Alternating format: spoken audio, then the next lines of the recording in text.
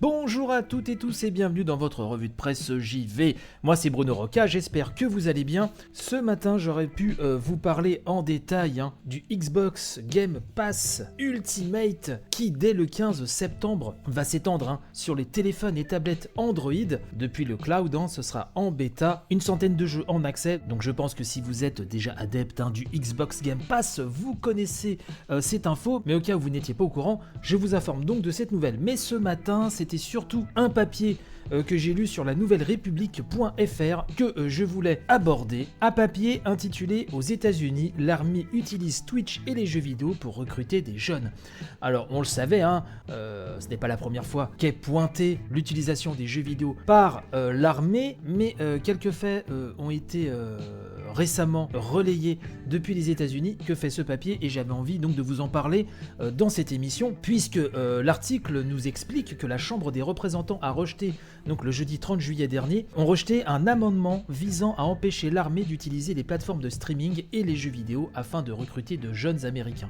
Une stratégie qui fait débat, nous dit-on, depuis plusieurs jours. Amendement présenté par Alexandria Ocasio-Cortez, qui est une figure très en vue depuis déjà maintenant pas mal de temps du parti démocrate. Et donc le papier nous explique que Madame Ocasio-Cortez a présenté cet amendement en disant la guerre n'est pas un jeu, un amendement donc qui visait à empêcher l'armée américaine d'utiliser les plateformes de streaming et de JV pour recruter auprès du jeune public. Madame Alexandria Ocasio-Cortez a déclaré, je cite, « Actuellement, sur des plateformes telles que Twitch, des enfants sont bombardés de bannières publicitaires liées à des formulaires d'inscription pouvant être remplis par des enfants âgés de seulement 12 ans. » Oui, c'est ce qu'a déclaré la représentante de New York lors de son discours d'introduction, ajoutant, je cite à nouveau, qu'il ne s'agit pas de contenu éducatif mais de formulaire de recrutement pour l'armée.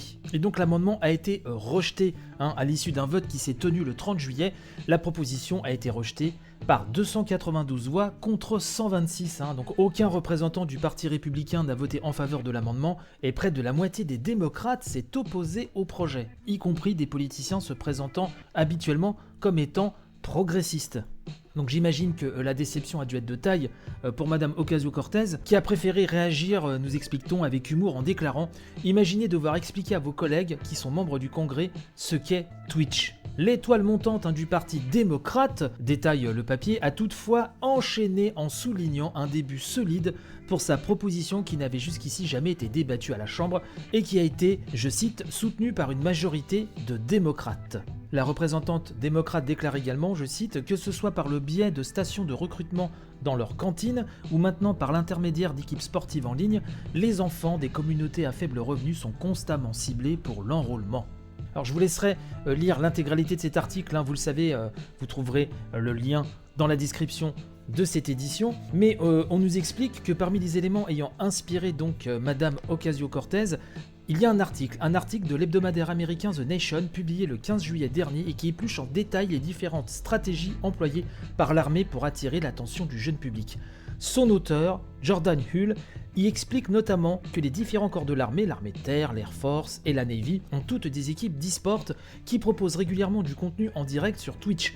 En contrat avec l'armée, des joueurs participent donc à des compétitions sur des jeux comme Call of Duty et streament régulièrement sur des comptes officiels comme US Army eSport qui compte près de 14 000 abonnés. Je pourrais vous lire l'intégralité de cet article, mais ne serait-ce que par respect déjà pour Nathan Filiol, le journaliste qui a signé ce papier, je vous invite à lire l'intégralité donc de celui-ci sur le site de la nouvelle république.fr. Mais il y a un autre point avant qu'on se quitte qui m'a assez étonné, enfin il y en a beaucoup, mais c'est donc ce point-ci du papier qui nous parle d'un faux tirage au sort, redirigeant les spectateurs vers des pages de recrutement. C'est une information qui avait été relayée par The Verge le 17 juillet dernier. The Verge qui explique que Twitch avait dû intervenir auprès de l'armée qui offrait à ses spectateurs la chance de gagner une manette Xbox Elite Série 2 à travers des liens redirigeant en réalité vers un formulaire de recrutement.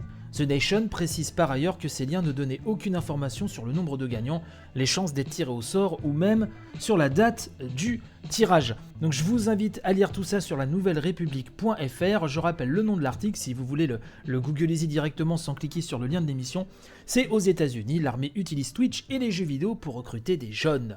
Je vous remercie de m'avoir suivi à nouveau ce matin, merci d'avance pour vos partages, merci de parler de l'émission autour de vous. Quant à moi, je vous souhaite panache et robustesse pour la journée et je vous dis donc à demain. Allez, ciao.